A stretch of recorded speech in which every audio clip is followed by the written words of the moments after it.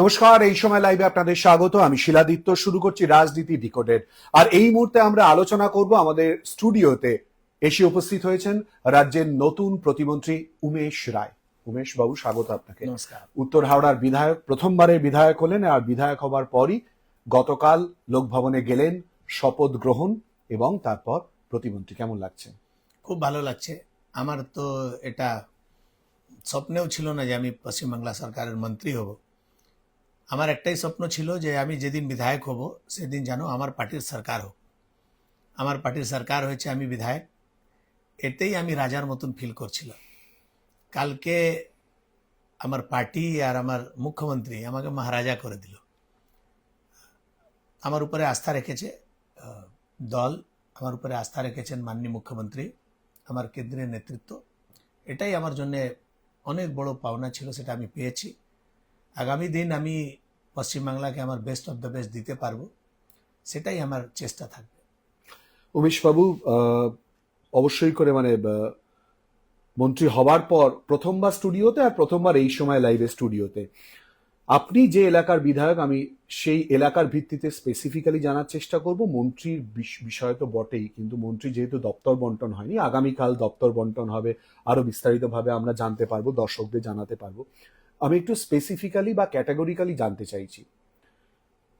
উত্তর হাওড়ার মানুষের অনেক বড় স্বপ্ন রয়েছে। আপনি নিজেই বললেন যে আপনাকে মহারাজা করে দেয়া হলো। আপনাকে যদি প্রায়োরিটি ঠিক করতে দেয়া হয়, কোন কোন কাজ আপনি আগে করবেন? দেখুন, সব থেকে আগে আমি যখন ভোটে নেমেছিলাম, আমি উত্তর হাওড়ার মানুষকে অনেকগুলো কমিটমেন্ট করেছি। আমি অনেকবার এটাই বুঝতে পারলাম না যে বিগত 50 বছরে অনেকগুলো এমএলএ হয়েছেন, অনেকগুলো এমপি হয়েছে, তারা কি উত্তর হাওড়া সম্পর্কে একেবারে সিরিয়াস ছিলেন না? না হলে এরকম কোনোদিন হয় যে একটা অ্যাসেম্বলি যেখানে একটা কলেজ নেই, একটা অ্যাসেম্বলি যেখানে একটা হসপিটাল নেই, সেখানকার মানুষ এখনো খাবার জলের জন্য পদ্মপুকুর ওয়াটার ট্রিটমেন্ট প্ল্যান্টের দিকে তাকায়, সেখানকার অল্প বৃষ্টি হলে 70% এলাকা ডুবে যায়, জল বেরোয় না 15 দিন 20 দিন। এরম অবস্থায় কি করেছে এর আগেকার সরকার? আমি খুব চিন্তা করতাম। আমি কমিটমেন্ট করেছিলাম আমার ভোটারদেরকে যে আমি নির্বাচন জিতলে আপনার বাড়িতে একটা টাইম ফ্রেম ঠিক করেছিলাম যে বাড়িতে পরিষ্কার পরিচ্ছন্ন খাবার জল পৌঁছে দেব। 3 বছরের মধ্যে হাওড়ার সব থেকে বড় সমস্যা জল নিকাশি, তার সমাধান করব। 2 বছরের মধ্যে একটি কলেজ করব, 2 বছরের মধ্যে একটি হসপিটাল করব। যত পার্ক অ্যান্ড গার্ডেন আছে সবাইকে মানুষের জন্য খুলে দেব। আপনি ভালো করে খোঁজ নেবেন, সেই সব রাজনৈতিক নেতাদের দখলে। রাস্তাঘাটের অবস্থা খুব খারাপ, ওপেন ড্রেন, রাস্তার উপরে ভ্যাট, চারদিকে ময়লা আবর্জনা পড়ে থাকে, এরকম বিভিন্ন সমস্যা। আমি যখন নির্বাচন লড়তে গেলাম আমি বুঝতেই পারলাম না যে আমি বিধানসভা লড়ছি না আমি কর্পোরেশন নির্বাচন লড়ছি। যে এলাকায় যাচ্ছি আমি যোজনার কথা বলছি, মানুষ বলছে আমার যোজনা বোঝাতে হবে না, আমার বাড়িতে কোমর পর্যন্ত জল জমে, আমার বাড়িতে হাঁটু পর্যন্ত জল জমে। এটা কবে ঠিক হবে সেটা বলুন। আপনি কি গ্যারান্টি দেবেন যে এটা ঠিক করবেন? আমি তখন বলেছিলাম যে এটা আমার গ্যারান্টি না, এটা মোদির গ্যারান্টি। আমি যেদিন নির্বাচন জিতেছি তারপর থেকেই আমি লাগাতার বিভিন্ন জায়গাতে ভিজিট করতে শুরু করেছি। প্রশাসনিক অধিকারীদেরকে নিয়ে আমরা মিটিং করেছি। মন্ত্রী আমি কালকে হয়েছি, কিন্তু তার আগে আমি অনেকগুলো বিভাগে গিয়ে পরিস্থিতি দেখেছি। সেখানে দেখার পর আর কথা বলার পর আমি একটাই জিনিস ভাবলাম যে যদি সদিচ্ছা থাকে, যদি দৃঢ় ইচ্ছা শক্তি থাকে, এই কাজগুলো অনেক দিন আগে হয়ে যেত। যেটা আমি পারবো সেটা অন্য কেন পারলো না, সেটাই আমার চিন্তা। হাওড়া স্টেশন চত্বর হকার মুক্ত হয়ে গেল। দেখতে দেখতে 1.5 বছরের যে ওয়াটার ট্রিটমেন্ট প্ল্যান্টের জল পৌঁছে দেওয়ার কথা, সে সেপ্টেম্বর মাসে মানুষের বাড়িতে বিশুদ্ধ পানীয় জল নতুন পাইপলাইন মাধ্যমে পৌঁছে যাবে। হাওড়ার ডাম্পিং গ্রাউন্ড, যেহেতু আমার বিধানসভায় নেই, কিন্তু হাওড়ার ডাম্পিং গ্রাউন্ড যেটা 1 বছরের মধ্যে মাঠ করে দেবেন ফিরহাদ হাকিম বলেছিলেন, সে 1 বছর পূরণ হতে যাচ্ছে, কিছু করতে পারেননি, নতুন চূড়ো তৈরি হয়ে গেছে। আজকে আমরা আরবান ডেভেলপমেন্ট ডিপার্টমেন্টের সঙ্গে বসে, আমি মিটিং থেকেই আসছি সরাসরি এখানে, আমরা আজকে যে প্ল্যানিং করেছি, আমার মনে হচ্ছে 2 বছরের মধ্যে আমরা হাওড়ার পুরো চেহারা পাল্টি করে দিতে পারি। আজকে আলোচনা হয়েছে ভ্যাট মুক্ত রাস্তা, একটা রাস্তার উপরে ভ্যাট থাকবে না, সেটা এর আগে সরকার, এর আগের বোর্ড কেন করতে পারেনি? আমার এটাই চিন্তা। আমি যদি হাওড়া হসপিটালের ডেভেলপমেন্টের জন্য মাননীয় মুখ্যমন্ত্রীকে বলে হাওড়া হসপিটালকে সুপার মাল্টি স্পেশালিস্ট হসপিটাল করাতে পারি, আইডি হসপিটালের মধ্যে 100 বেডের হসপিটালের জন্য আমি প্রস্তাব দিতে পারি, তাহলে এর আগে নেতারা কেন করতে পারিনি? এটাই আমার সব থেকে বড় আমার মনের মধ্যে প্রশ্ন আছে। আপনি তো জানেন যে সত্যবালা আইডিতে কার্যত গরু চড়ছে, ছাগল চড়ছে, গাঁজার আসর বসে গেছে, বিভিন্ন জায়গায় আগাছা জমে রয়েছে, অথচ বেলেঘাটা আইডির পর একটা সময় পশ্চিমবঙ্গের মানচিত্রে সত্যবালা আইডি হসপিটাল খুব গুরুত্বপূর্ণ জায়গা নিয়েছিল। দ্বিতীয় সব থেকে বৃহত্তম হসপিটাল।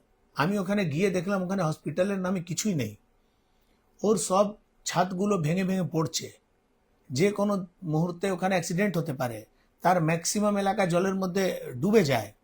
সেখানে যারা সিকিউরিটি তারা ওয়ার্ড বয়ের কাজ করে, কেউ গেটের লোক নেই, যে খুশি ঢুকবে যে খুশি বেরোবে, কেউ দেখার লোক নেই। ওই ক্যাম্পাসে একটা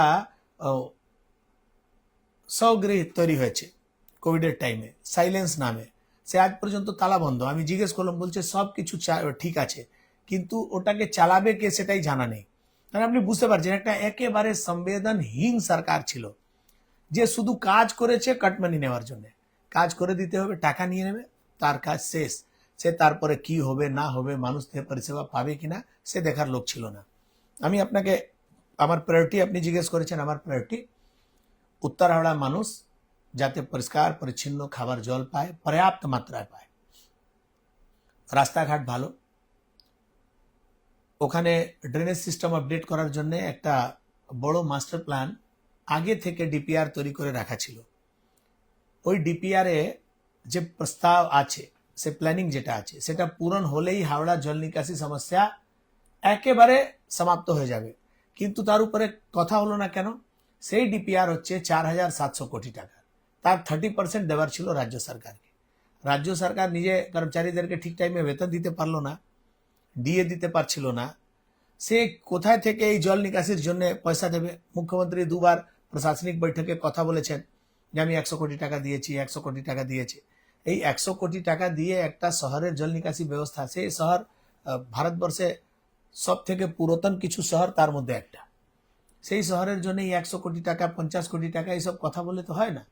যে শহরের ঠিকাদাররা এখন 300 কোটি টাকা ধার আছে, মানে তাদের পাওনা আছে, সেখানে 100 কোটি টাকা দিয়ে তার আপনি ড্রেনেজ সিস্টেম ঠিক করে দেবেন, এটা অসম্ভব মানে কথা। আপনি বলছেন এইচএমসি এলাকায় 300 কোটি টাকা শুধু কন্ট্রাক্টররা পাবে? কন্ট্রাক্টররা পায়। কি বলছেন, কাজ কি করে হবে? ওরা পায়, ওরা কাজ করেছে, কোন ভিত্তিকে কাজ করেছে, তারা ওয়ার্ক অর্ডার পেয়েছে কিনা, তারা ফাইন্যান্সিয়াল অ্যাপ্রুভাল পেয়েছে কিনা জানি না, নেতারা বলে দিয়েছে তারা কাজ করেছে। চারদিকে তো লুট, কাজের জায়গা। আমি যেখানে আমার বাড়ি কিংস রোড, সেখানে আমি একটা ওয়ার্ক অর্ডারের বোর্ড ছিল, 1.5 কোটি টাকা, 75 লাখ টাকা রাস্তা, 75 লাখ টাকা ড্রেন। হঠাৎ করে দেখছি রাস্তা তৈরি হয়ে গেছে। আমি খোঁজ নিলাম যে ভাই রাস্তা আগে হবে নাকি আগে ড্রেন হবে, কেউ উত্তর দিচ্ছে না। তখন আমি কমপ্লেন করলাম, কমপ্লেন করার পর আমাকে বলছে যে না দাদা, এর ড্রেনের পয়সা কেটে দেবো। মানে পুরো টাকাটাই লুট করার প্ল্যান। ও কি করছে, অন্য রাস্তায় ড্রেন ছিল, সে ড্রেন রিপেয়ার করে ওটাকে ওর কাজের মধ্যে দেখিয়ে দেবে। মানে লুটের একটা পরাকাষ্ঠা, যে যেখান থেকে পেরেছে সেখান থেকে লুটেছে, কিচ্ছুই নেই। আজকে আমরা যখন মিটিং এ বসলাম, মানে কর্পোরেশন নিজের রেভিনিউ তুলতে পারছে না, সব লুটে পুটে খাচ্ছে। পার্কিং টিএমসি লোকাল নেতারা তুলতো, হোর্ডিং এর পয়সা ওরা তুলতো, চারদিকে বিল্ডিং হচ্ছে, কোনো বিল্ডিং কমপ্লিশন সার্টিফিকেট নেই, কিচ্ছু নেই, শুধু অবৈধ নির্মাণ, অবৈধ নির্মাণ, অবৈধ নির্মাণ। সেটা একটা কংক্রিটের জাল, যে কোনো মুহূর্তে দুর্ঘটনা হলে, এখন তার টিএমসি নেই, কালকে যদি কোনো দুর্ঘটনা অঘটন হয়ে যায়, আপনি তো সেখানে ফায়ার ব্রিগেড ঢুকতে পারবে না, মানুষকে ওই বিল্ডিং থেকে লোককে বের করতে পারবেন না, আপনি জেসিবি দিয়েও খুলতে পারবেন না, এরকম অবস্থা। 3 ফুট 4 ফুট রাস্তায় 8 তলা 9 তলা বাড়ি হয়েছে। হাওড়ায় কি বুলডোজার ঢুকছে তাহলে বেআইনি নির্মাণ ভেঙে গুঁড়িয়ে দেওয়ার জন্য? দেখুন, এর মধ্যে ক্যাটাগরি আছে। আজকে আমরা এই বিষয়তে আলোচনা করেছি, আরবান ডেভেলপমেন্টের অনেকগুলো অফিসার ছিলেন, হাওড়া ডিএম ছিলেন, হাওড়া মিউনিসিপ্যাল কর্পোরেশনের কমিশনার ছিলেন। প্রায়োরিটি হচ্ছে যে বিল্ডিংয়ে অলরেডি কোর্টের অর্ডার আছে ভেঙে ফেলা, সে কাজ চলছে।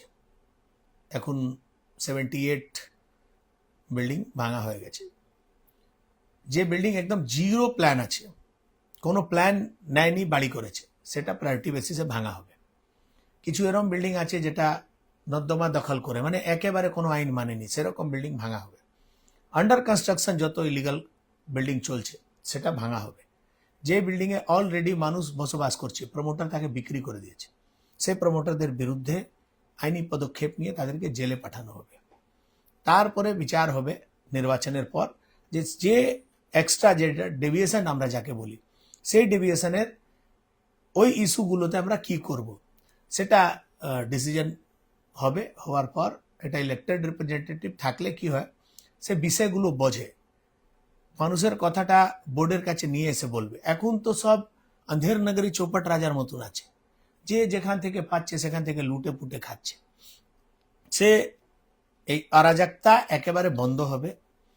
বুলডোজার, ড্রিলার, হ্যামার সব কিছুই চলবে। যেটা বেআইনি, যেটা একেবারে মানা যাবে না, তার বিরুদ্ধে তো বুলডোজার চলবে।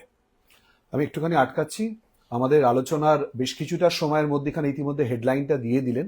আপনারা জানেন যে মুখ্যমন্ত্রী শুভেন্দু অধিকারী দায়িত্ব নেওয়ার পর তিলজলায় ঠিক কি ছবি আমরা দেখেছিলাম। রাজ্যের বিভিন্ন প্রান্তে বেআইনি নির্মাণের বিরুদ্ধে এই রাজ্য সরকার যে গর্জে উঠবে তা স্পষ্ট ছিল। আমি উমেশবাবুকে জিজ্ঞেস করেছিলাম যে এক্ষেত্রে কি হবে, উনি একেবারে স্পষ্ট করে দিলেন বুলডোজার চলবে। কিন্তু তার ক্ষেত্রে অনেকগুলো ক্যাটাগরি তারা ঠিক করেছেন, সেই অনুযায়ী পুরো বিষয়টা দেখবেন। আমি একটু আটকেছিলাম আপনাকে, আপনি মাস্টার প্ল্যানের কথা বলেছেন জল জমা বা নিকাশির ক্ষেত্রে। ধরে নিন আমি শুনতে পাইনি, আমি দর্শকদের আরো একবার শোনাতে চাইছি। অ্যাকচুয়ালি আপনি বলতে চাইছেন আপনার সব থেকে চ্যালেঞ্জের জায়গা, সাধারণ মানুষের দুঃখের জায়গা, জল জমা সমস্যা নিরসন করবেন 100%। কবে? কাজ শুরু হয়ে গেছে। আমি আপনাকে বলছি, টিএমসি যে কাজটা বিগত 5 বছরে শুধু আলোচনা করতো, বলবে কাকে? তাদের তো বলার জায়গা ছিল না। টাকা দেবে কে? কর্মচারীরা টাকা পেত না। বারবার আপনি দিল্লির দিকে আঙুল দেখিয়ে দিচ্ছেন। আমি তো বলছি যে 4700 কোটি টাকা কেন্দ্র সরকারের একটা প্রকল্প, কেএমডিএ তার প্ল্যান করছে। ওয়েবস্কো নাকি একটা কোম্পানি, সে ডিপিআর তৈরি করেছে। সে তো ডিপিআর ছিল, তার মধ্যে তো 30% দেওয়ার কথা রাজ্য সরকারের। সে 30% যেদিন দেওয়ার অ্যাপ্রুভাল দিত, পরের দিন তো সেন্ট্রালের তো অ্যাপ্রুভ আগে থেকে ছিল, কেন করলো না? আমি তো মুখ্যমন্ত্রীকে যেদিন বললাম যে দাদা হাওড়া, উনি বললেন যে হাওড়া আমাদের সব থেকে পুরনো শহর, হাওড়াকে আধুনিক হাওড়া করতে হবে। কালকে বলেছেন চাকাচাক হাওড়া করতে হবে।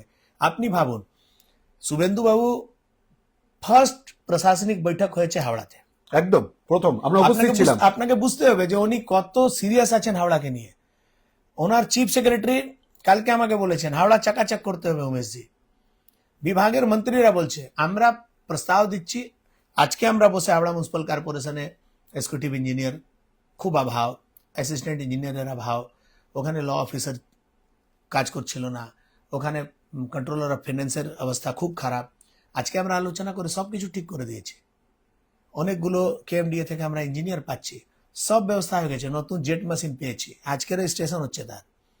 আপনি শুধু সরকার পরিবর্তন করেছেন একটা না, ব্যবস্থা পরিবর্তন হতে চলেছে, কাজ শুরু হয়ে গেছে। জল নিকাশি নিয়ে আমি বারবার বলছি, জল নিকাশি, হাওড়ার জল নিকাশি সমস্যা বহু পুরনো সমস্যা। এই সমস্যার আমরা একটা শর্ট টার্ম প্ল্যান করেছি এই মনসুন আর নেক্সট ইয়ারের মধ্যে আমরা নাজিরগঞ্জে একটা পাম্প বসিয়ে যাতে দ্রুত গতিতে হাওড়ার এই বর্ষাকালের যে জল, সে জল আমরা বের করতে পারবো। কিন্তু এই মাস্টার প্ল্যান হয়ে যাওয়ার পর, এই মাস্টার প্ল্যান 3-3.5 বছর লাগবে। এই মাস্টার প্ল্যান পূরণ হওয়ার পর আপনি হাওড়ায় জল সংকট দেখতেই পাবেন না। হাওড়ায় একটা নর্দমা আপনি ওপেন পাবেনই না, টোটালি আন্ডার কভার থাকবে। পুরো আন্ডারগ্রাউন্ড সিভারেজ আপডেট হবে সিস্টেম, যত নর্দমা সব বন্ধ। আপনি একটা ভালো উন্নত হাওড়া দেখতে পাবেন।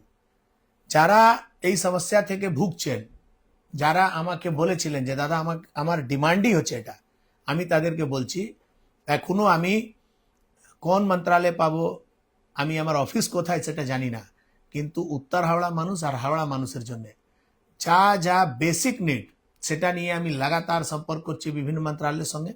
এখন নতুন মন্ত্রীরা আসবেন বিভিন্ন মন্ত্রালয়ে, আমি উত্তর হাওড়া মানুষের হয়ে, হাওড়ার মানুষ হয়ে আমি সব জায়গায় যাব। আপনার যা যা পাওনা সব সুদ সমেত আপনাকে নিয়ে এসে আপনার কাছে পৌঁছে দেওয়ারই আমার দায়িত্ব।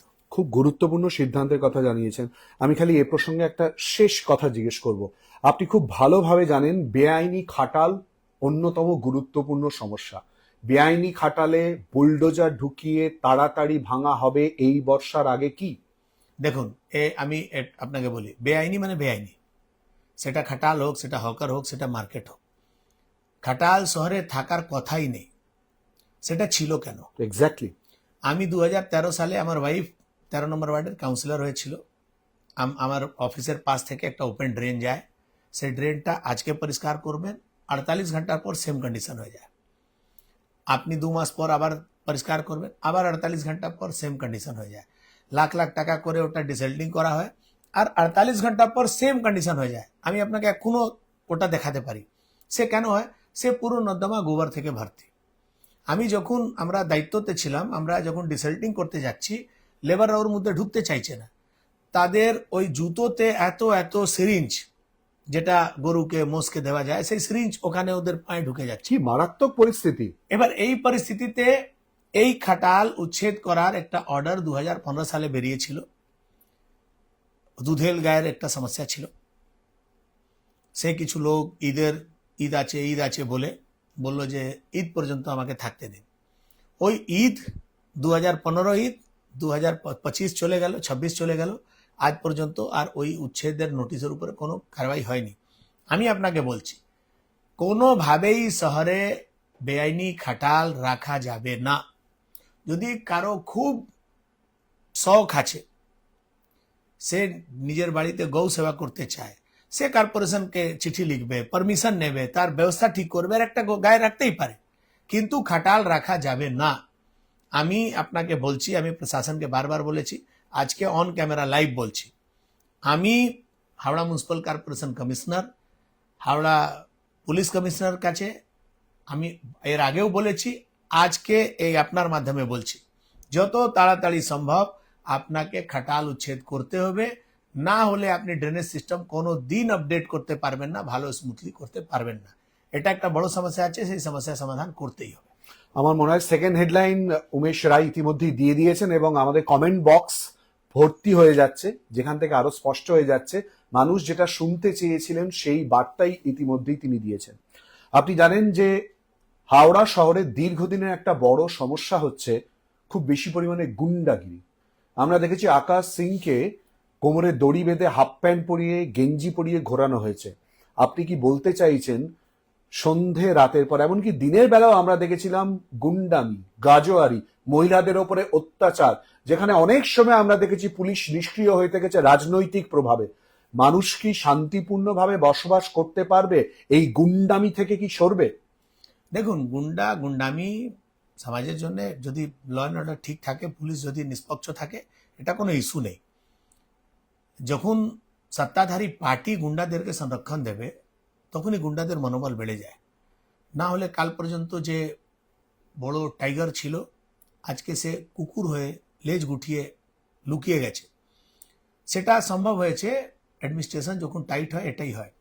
আপনি শুধু একটা নাম নিয়েছেন, আমি তো আপনাকে অনেকগুলো উদাহরণ দিয়ে দিই। আমিও বলতে পারি পরপর না। হ্যাঁ, আপনি তো শামীম আহমেদের উদাহরণ দেখুন না, সে তো ইন্টারন্যাশনাল ডনের মতন তার অবস্থা। সে তার বাড়ি থেকে টেনে নিয়ে গিয়ে কোথা থেকে ধরে নিয়ে এসে তাকে তো, এর তো চপ্পলও পরেছিল, তাকে তো চপ্পলও পরতে দেয়নি।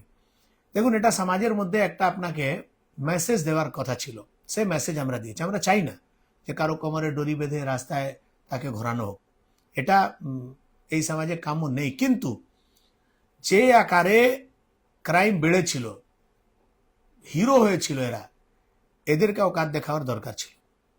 আর আমি আপনাকে বলছি, এটা একদিন করে থেমে যাবে না, এটা চলবে। যতদিন এরা নতমস্তক হবে না, এরা হাত তুলে দেবে না, ততদিন এই অভিযান চলবে। আজকেই আমি পুলিশ কমিশনারকে মেসেজ করেছি যে যত লোক নেশার কারবার করছে, রাস্তায় বসে মদ খাওয়ার, মদের আসর বসছে, গাঁজা বিক্রি বেড়েছে, ওপেন রাস্তায় বসে জুয়া খেলার কাজ, এটা যেন আমি আমার চোখের সামনে না পড়ে।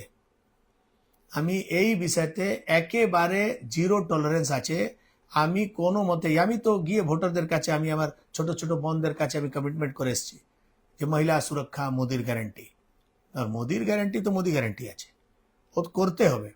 কিছুদিনের মধ্যেই আপনারা বিশেষ করে হাওড়াতে আপনি ক্রাইমের নামে রেকর্ড পাবেন জিরো। পার্সোনাল আর ঘরেলু বিষয় হতেই পারে, লোকাল ইস্যু হতে পারে, কিন্তু কেউ গুন্ডা হবে, মস্তান হবে, কোনো নেতার আশীর্বাদ পেয়ে সে মোটরসাইকেল নিয়ে ঘুরবে, পুলিশকে মারবে, থানার ভিতরে ঢুকে হাঙ্গামা করবে, মহিলাদের সঙ্গে ছেড়খানি করবে, তাদের উপর অত্যাচার করবে, এরকম ঘটনা পাবেন না। যদি এরকম ঘটনা দুর্ভাগ্যভাবে যদি হয়ে যায়, তাহলে যারা এই ঘটনা ঘটাবে তাদের কি হবে সে সে কোনো জীবনে কল্পনা করতে পারবে না যে তার সঙ্গে কি হতে পারে। নিশ্চিন্তে থাকুন, আমি আপনাকে এতটা বলতে পারি যে আমাদের স্লোগান ছিল ভয় আউট ভরসাহীন, ভরসাহীন করুন, ভয় এমনিতে আউট হয়ে যাবে।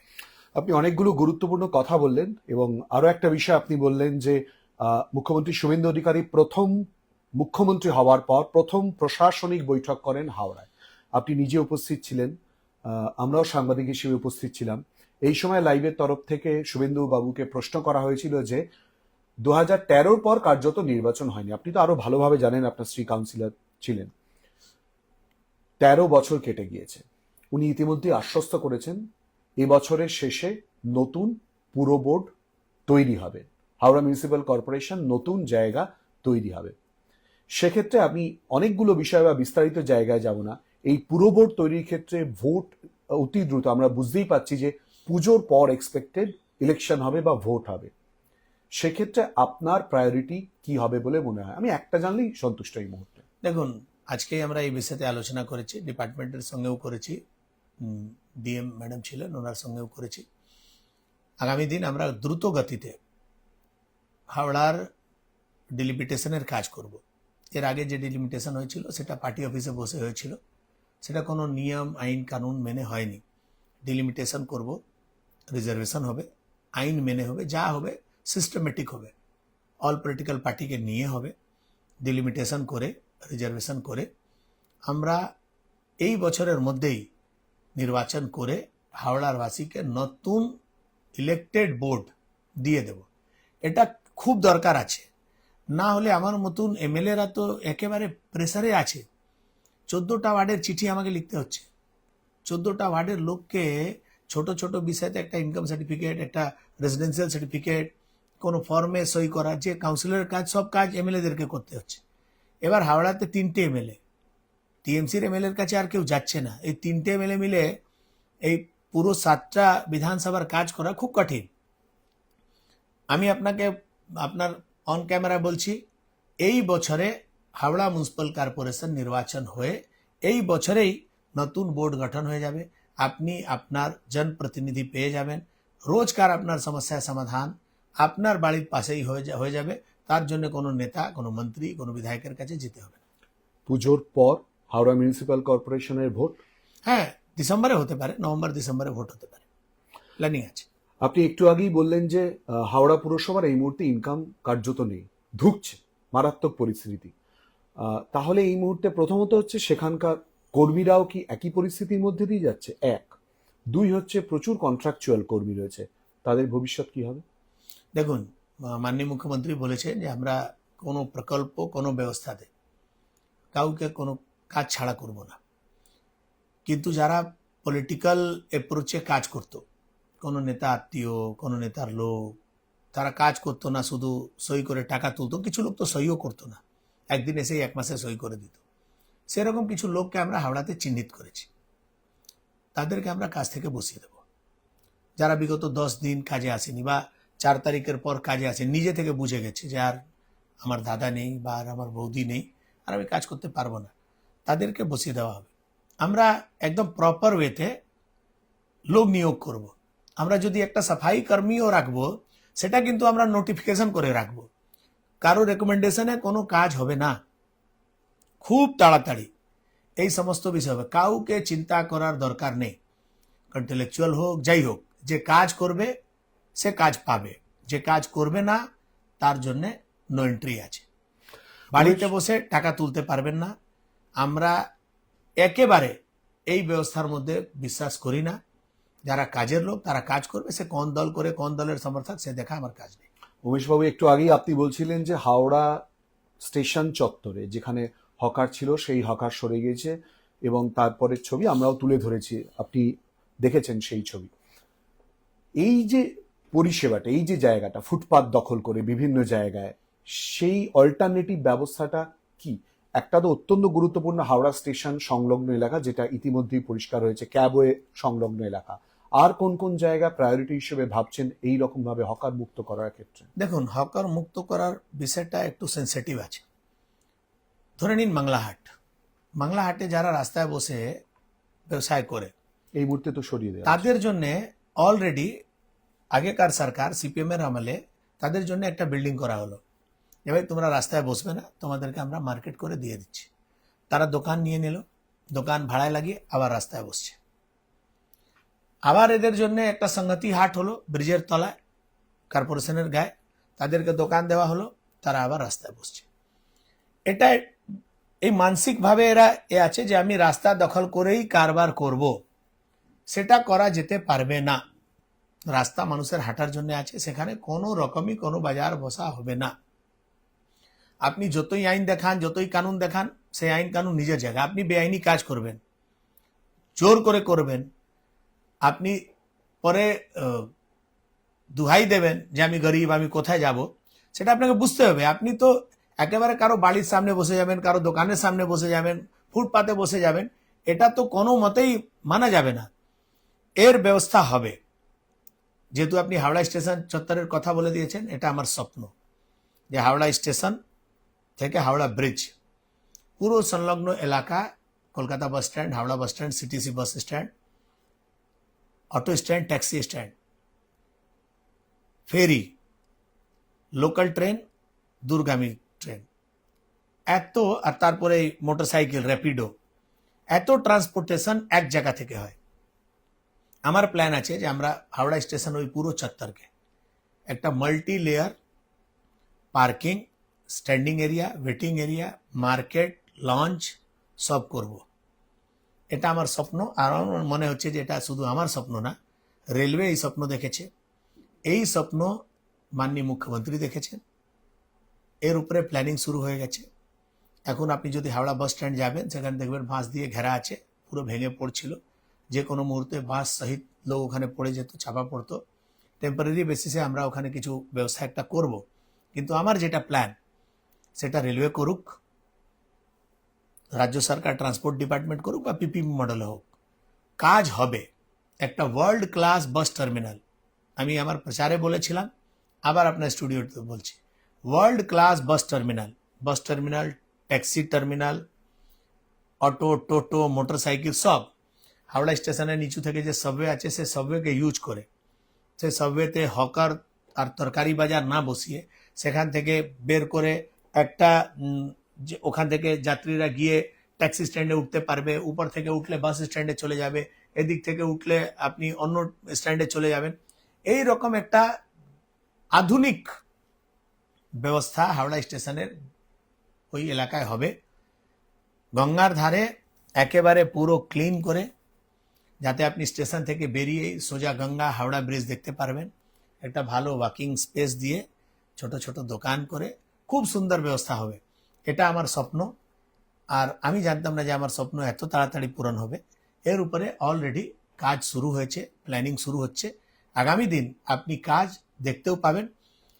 যারা বহুদিন ধরে রাস্তায় বসে কারবার করত, যখনই ওখানে স্টল তৈরি হবে, যখনই বাস স্ট্যান্ডের মধ্যে দোকান তৈরি হবে, আমি ফার্স্ট প্রায়োরিটি তাদেরকে দিয়ে ওখানে রিস্টাবলিশ করব। কাউকে কাজ ছাড়া করব না।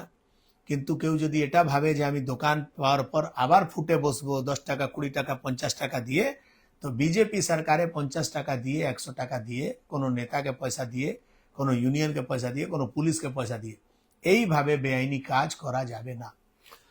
4 তারিখে ভোটে জিতেছেন আপনি, আর আজকে একেবারে ঘড়ি ধরে যাদের দেখি ক্যালেন্ডার, কালকে আপনি শপথ নিয়েছেন মন্ত্রী হিসেবে, আজকে 2 তারিখ। এত তাড়াতাড়ি এতগুলো প্ল্যানিং এর বিষয়ে কি করে ভাবলেন, কি করে ছকলেন? আমি ওখানে জন্ম নিয়েছি, আমি 30 বছর ধরে রাজনীতি করি। রোজই ভাবতাম যে এটা কেন হচ্ছে না, এটা করলে তো ভালো হতো, এটা হয়ে গেলে ভালো হতো। আমার তো আজকের স্বপ্ন, আজকে প্ল্যানিং না, আমার তো 30 বছরের প্ল্যানিং। আমি তো সুযোগ পেয়েছি, ফাটাফাট কাজ করব।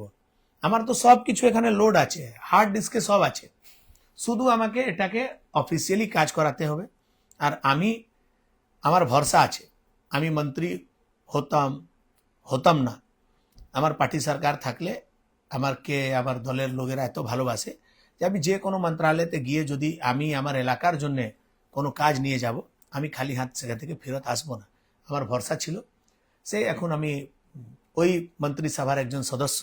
স্বাভাবিকভাবে আমি উত্তর হাওড়া আর হাওড়ার জন্য যে কোনো প্রজেক্ট নিয়ে আমি যদি কোনো মন্ত্রালয়তে যাব, আমার পূর্ণ ভরসা আছে যে আমার হাওড়ার মানুষের জন্য আমি সেখান থেকে সে কাজ আদায় করে নিয়ে আসতে পারি। যারা বিরোধী রাজনীতি করে, একেবারে সরাসরি বলছি তৃণমূল কংগ্রেস করে, প্রথম দিন অর্থাৎ 4 তারিখে ভোটে জেতার পর থেকে রাজ্য জুড়ে যে ছবি দেখা গিয়েছিল, যেখান থেকে শ্রমিক ভট্টাচার্য, শুভেন্দু অধিকারী এবং অন্যান্য নেতারা বারবার করে বার্তা দিয়েছেন এরকম কোনো ঘটনা ঘটবে না, তৎকাল বিজেপি যারা হয়েছে দুপুর 12টার পর থেকে তাদেরকে কোনোভাবে গুরুত্ব দেওয়া হবে না। আপনি কি তৃণমূল কংগ্রেসের কার্যালয় যদি বন্ধ হয়ে গিয়ে থাকে তার চাবি কি খুলছেন দাঁড়িয়ে থেকে? আমার জন্য এটা খুব কঠিন। 2021-এ আমার অফিস ভেঙেছিল টিএমসি নেতারা, আমার বাড়িতে হামলা করেছিল, আমার বাড়ির নিচে দাঁড়িয়ে আমার মা বাবাকে গালাগাল দিয়েছিল। 2021-এর পর আমার 100 থেকে বেশি কর্মীরা পশ্চিমবাংলায় মার্ডার হয়েছে। গর্ভবতী বিজেপির কর্মীদের বউদের পেটে লাথি মেরেছে, জেসিবি লাগিয়ে ঘর বাড়ি ভেঙেছে, দোকানে আগুন লাগিয়ে লুট করে নিয়ে গেছে। এইসব ভুলে যাব? আপনি আমাকে কি রামদেব বাবা ভেবেছেন নাকি? আমি রাজনীতি করি, এত লোকের ভরসা আমার উপরে আছে, এইভাবে ছেড়ে দেওয়া যায় না। আমি বদলা নেব না, কিন্তু ছেড়ে দেব না। কি করবেন? উপায় আছে আমার কাছে পঞ্চবর্ষীয় যোজনা আছে। আমি একদিন দুদিনে অ্যাকশন করি না, আমি বারণ করেছি। আপনি জানেন না, আমার সম্পর্কে খোঁজ নিন। অনেকগুলো অফিস যেটা সিপিএম দখল করেছিল, পরে ওটাকে টিএমসি নিয়েছিল, পার্সোনাল প্রপার্টি যাদের যাদের ছিল, আমি গিয়ে যে ওর মালিক তার হাতে চাবি তুলে দিয়েছি। আমি কিন্তু জানি, আমি চাবি তুলে দিয়েছি যে এখানে কোনো পার্টি অফিস থাকবে না, আপনার জায়গা তো আপনি নিন, করে দিয়েছি। কিছু পার্টি অফিসে, টিএমসির পার্টি অফিস যেটা অবৈধভাবে রাস্তার উপরে ছিল, সেখানে বিজেপির ঝান্ডা লাগানো আছে। আমি আপনাকে অন ক্যামেরা আপনাকে কথা দিচ্ছি, কিছু দিনের মধ্যেই বুলডোজার দিয়ে ওই সমস্ত পার্টি অফিস ভেঙে মাঠ করে দেব। না রহেগা বাঁশ, না বাজেগি বাঁশুরি।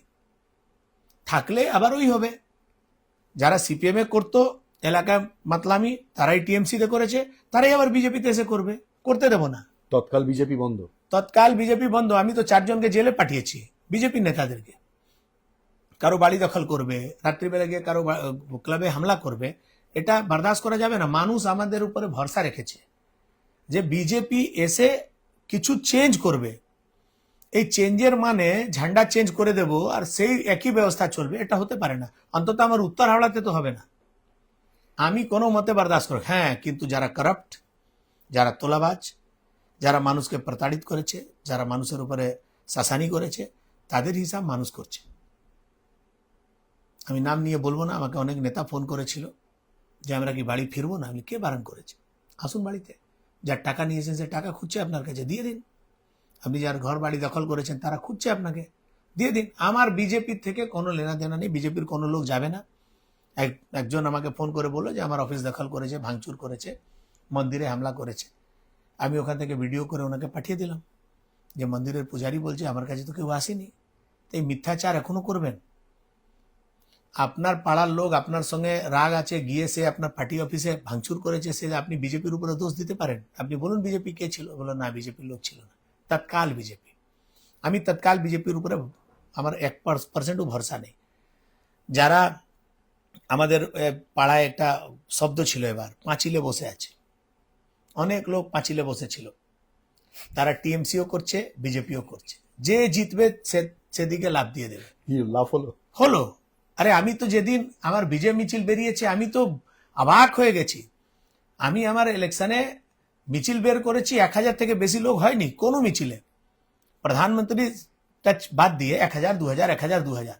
আমি যেদিন আমার বিজয় মিছিল বেরোবে, আমি কিংস রোড মোড়ে এসেছি, এই পাশে হাওড়া স্টেশন, এই পাশে ঘাসবাগান মোড়, পুরো রাস্তা ভর্তি, শুধু মাথা, একটাকে চিনতে পারছি না। কারা রে ভাই এরা? জয় শ্রীরাম জয় শ্রীরাম করছে, কারা? বলছে দাদা আমরাই তো জিতিয়েছি। এবার এটাও ঠিক যে যারা টিএমসি ঝান্ডা নিয়ে ছিল বিশেষ করে সিপিএম এর নেতারা, সিপিএম এর কর্মীরা, তারা এবার ঠিক করেছিল যে আমরা টিএমসি থেকে মুক্তি পাবো, গৌতম চৌধুরী থেকে মুক্তি পাবো। এই গুন্ডা রাজকে শেষ করার জন্য টিএমসির যত ভদ্রলোক তারা আমাকে ভোট করেছে। সিপিএম এর লোকেরা 100% বলবো না, 90% আমাকে সাপোর্ট করেছে। তারা ব্যবস্থা পরিবর্তন করার জন্য ভোট দিয়েছে। তারা কোনো বিজেপিকে, উমেশ রায়কে ভোট করেনি। তারা এই গুন্ডা রাজ থেকে মুক্তি পাওয়ার জন্য ভোট করেছে, সেটা পেয়েছে। আগামী দিন আরো ভালো করে আপনি বুঝতে পারবেন। আপনি তো সিপিএম এর প্রতি খুব নরম, কিন্তু আপনি নাম বলে দিলেন যার, আপনার বিরুদ্ধে যিনি প্রার্থী হয়েছিলেন তাকে তো রাস্তায় দেখা যাচ্ছে না, কি করলেন আপনি? না দেখুন, উনি তো আজকের নেতা না, ওটা কারণ আছে। উনি প্রায় 35-40 বছর ধরে, 35 বছর ধরে রাজনীতি করছেন, অনেক সংঘর্ষ করেছে। কাউন্সিলর হলেন, এমআইসি হলেন, এমএলএ হয়েছে, হাওড়া জেলা তৃণমূল কংগ্রেসের সভাপতি হলেন। এত পদ, এত জনসংযোগ, এত কাজ, 3 বারের সরকার, এত কাজ করার পর কেউ নিজের বুথে 250 ভোটে হারে? কোন মুখ নিয়ে রাজনীতি করবে? আরে যাকে নিজের বাড়ির লোক ছুঁড়ে ফেলে দিয়েছে, পাড়ার লোক যাকে ভোট দেয়নি, যার পাশে ফ্ল্যাটে যারা থাকে তারা আমাকে ডেকে পরশুদিন সম্বর্ধনা দিয়েছে আর বলছে আজকে আমরা স্বাধীন হয়েছি। আপনি কল্পনা করুন না, আপনি কি রাজনীতি করেছেন? আপনি কি রাজনীতি করেছেন যে মানে কালকে আমি মন্ত্রী শপথ নেওয়ার পর আমি আমার পাড়ায় ঢুকতে পারছি না ভয়তে। এখনো আপনি আমার মুখ দেখুন, রং আছে। মানে আমি যে ওখানে গেছি, আমার কি অবস্থা করলো, ওই কি রিক্সাওয়ালা কে তরকারি বিক্রি করে সব জুড়িয়ে ধরেছে, আমাকে যা করছে, মানে আমি এক পা হাঁটতে পারছি না। কালকে ঘাসবাগান মাঠে আমার একটা ছোট সম্বর্ধনা প্রোগ্রাম ছিল, আমাকে ওখান থেকে পালাতে হলো 2.5 ঘন্টা পর। 2.5 ঘন্টা লাগাতার লোক আসছে, ফুল দিচ্ছে, মালা দিচ্ছে, আমি তো এটা মানে নিতে পারছি না, আমার ক্যাপাসিটি নেই। মানুষের মধ্যে যে খুশি, ও ভাবছে যে আমি এমএলএ হয়েছি, আমার সরকার হয়েছে, আমার ভাই মন্ত্রী হয়েছে, আমার পরিবারের লোক মন্ত্রী হয়েছে। আপনি বুঝুন, আর একটা নেতা 35 বছর রাজনীতি করার পর সে নিজে বুথে 250 ভোটে হারছে, যেখানে একটা বুথ ক্যাপচারিং হয় না, কিছু হয় না, কিছু হয়নি তো, এবার নিউট্রাল ছিল। যদি ছাপ্পা হতো আবার জিততো। 2021-এ বোম পড়েছিল, বম স্কুলের পড়েছে, সামনে। লোকের বিল্ডিং এ তালা মেরেছে, ওই পাড়ার লোককে ভোট দিতে যায় না। মারওয়াড়ি পরিবারের মহিলাদেরকে কুকুরের লেজ বলেছিল, তারা ভোট দেবে? এটা লোকতন্ত্রে এটা মানা যায় না। আপনি যত বড় নেতা হন না কেন, আপনার পিছে যত গুন্ডা হোক না কেন, মানুষ যখন সুযোগ পাবে, মানুষ ঠিক টাইমে ঠিক হিসাব করে নেয়। উমেশবাবু, আমি শেষ প্রশ্ন করব। অনেক বিষয় হাওড়াকে কেন্দ্র করে আসতেই পারে, শেষ প্রশ্ন করব, অবশ্যই সবই সমস্যার কথা, আপনি চাইলে যোগ করতে পারেন। অনেকগুলো সমস্যা বা আপনি স্বপ্নের কথা বলেছেন, আর একটা খুব বড় সমস্যা, সিপিএম আমলে ছিল অটো, তৃণমূল আমলে এলো টোটো, বিজেপি আমলে কি আসবে? ব্যবস্থিত করব। এই যে টোটো, আপনাকে দুটা বিষয় ভাবতে হবে। যারা একেবারে গরিব, কোনো কাজ নেই, কিছু করতে পারছে না, কোনো চাকরি পাবে না, কোনো কাজ করার স্কোপ নেই, তারা টোটো কিনে নিয়েছে। কারো ভরসায় কিনে নিয়েছে, কারো লাইসেন্স নেই, কিছু নেই, রুট নেই, যে কোনোভাবে চলছে। এটাকে ব্যবস্থিত করতে হবে। হাওড়া শহরের যত টোটোর প্রয়োজন, তাকে আমরা ব্যবস্থিতভাবে লাইসেন্স দিয়ে রুট ঠিক করে করে দেব। পুলিশ কমিশনার এটাকে নিয়ে খুব চিন্তিত আছে, লোক থেকে বেশি টোটো হয়ে গেছে, ব্যবস্থিত করতে হবে। কিন্তু একেবারে লাগাম ছাড়া করে দেওয়া হবে না, যে যাকে খুশি সে যে যেখানে খুশি টোটো চালাবে, যেখানে খুশি ঢুকিয়ে দেবে। টোটো থেকে একটা অ্যাক্সিডেন্ট হয়ে গেলে, এক সপ্তাহ আগেকার ঘটনা, একটা টোটো একটা অ্যাক্সিডেন্ট করেছে, একজনের একটা পা বাদ গেল। এবার আপনি বলুন সে ক্লেম পাবে কোথা থেকে? টোটোর তো ইন্স্যুরেন্স নেই, টোটোওয়ালার অকাত নেই তার ট্রিটমেন্ট করিয়ে দেওয়া, তাহলে সেই লোক ন্যায় পাবে কোথা থেকে? এই ব্যবস্থাটাকে একটু ব্যবস্থিত করতে হবে, এটা নিয়ে আমরা চিন্তিত আছি। খুব তাড়াতাড়ি এটা নিয়ে টোটো, অটো, এই পুরো বিষয় নিয়ে একটা ব্যবস্থিত করতে হবে। ব্যবস্থিত হয়ে গেলে ঠিকঠাক হয়ে যাবে। কিন্তু আমি কাউকে রোজগার দিতে পারবো না, আর কেউ যদি 2 পয়সা কামিয়ে নিজের পরিবার চালাচ্ছে তার রোজগার কেড়ে নেব, এটাও হবে না। ব্যবস্থিত করতে হবে। একটা লোকের 20টা টোটো নিয়ে ভাড়ায় চালাচ্ছে, সে পাবে না টোটো। আমরা যখন ব্যবস্থা করব লাইসেন্স বা রুট করার, আমরা এইসব বিষয় দেখে করব, যাতে মানুষ ভালো করে। দেখুন এখন রিক্সা উঠে গেছে, রিক্সার পরিবর্তে টোটো আছে, ব্যাটারি অপারেটেড গাড়ি, ঠিক আছে, মানুষ সুবিধা পাচ্ছে। কিন্তু একটু বেশি হয়ে গেলে সমস্যা হয়। এখন তো আপনি হাঁটতে পারছেন না রাস্তায়, এক্স্যাক্টলি, সেই জন্য একদম রাস্তায় হাঁটতে পারবেন না, বাজারের অবস্থা খুব খারাপ। আমরা তাদের রুটও ঠিক করে দেবো, আর মেন রোডকে যাতে বেআইনি পার্কিং এই কারণে হ্যাঁ, একটা বড় ওটা সমস্যা হয়। ওটা স্ট্যান্ড ফিস্ট্যান্ড যেটা বেআইনি ভাবে আছে সেসব তুলে দেওয়া হবে। নিশ্চিন্তে থাকতে পারেন হাওড়ার মানুষ, আগামী দিন হাওড়ার জন্য খুব ভালো দিন। হাওড়াটাকে যতই হাওড়া নিচে নেমেছিল গ্রাফে, ততই উপর যাবে হাওড়া। হাওড়া কম্পিটিশন দেবে কলকাতাকে, এটা আপনি আমার উপরে ভরসা রাখতে পারেন, আমার সরকারের উপরে ভরসা রাখতে পারেন, আমার মুখ্যমন্ত্রীর উপরে ভরসা রাখতে পারেন। উনি বলেছেন হাওড়াকে আধুনিক হাওড়া করব, হাওড়াকে চাকাচাক করব। অনেক ধন্যবাদ উমেশবাবু, অনেকগুলো বিষয় জানলাম, অনেক প্রশ্নের উত্তর দিয়েছেন এবং তারই সঙ্গে কিন্তু পরিষ্কারভাবে বলেছেন, শুরুতে বলেছেন, শেষেও বললেন যে অনেক উন্নত শহর, উন্নত নগরীতে রূপান্তর করবেন এবং প্রতিশ্রুতি দিয়েছেন, অনেকগুলো প্রতিশ্রুতি। অবশ্যই করে তিনি বলেছেন জল জমার সমস্যার সমাধান হবে, খাটাল উচ্ছেদ হবে এবং হকারের বিষয়ে আইনগতভাবে সমস্ত দিক খতিয়ে রেখে কার্যত অল্টারনেটিভ ব্যবস্থা যেগুলো রয়েছে সেগুলোই তারা যাতে যান সেই অনুরোধ করা হবে। বেআইনি পার্কিং, টোটো, অটো থেকে শুরু করে বৃহত্তর ক্ষেত্রে আধুনিক জায়গায় যাতে পৌঁছে যেতে পারে অন্যান্য শহরের সঙ্গে তুলনামূলক জায়গায়, সেই প্রতিশ্রুতিও দিচ্ছেন। এবার দেখা যাক সময় কি কথা বলে। আর আর কিছুটা সময় পরেই তো কোন দপ্তরের মন্ত্রী হচ্ছেন ভালোভাবে স্পষ্ট হয়ে যাবে। সুতরাং গতি কোন পথে সেদিকে আমাদেরও নজর থাকবে, আর আপনাদের চোখ থাকুক এই সময়।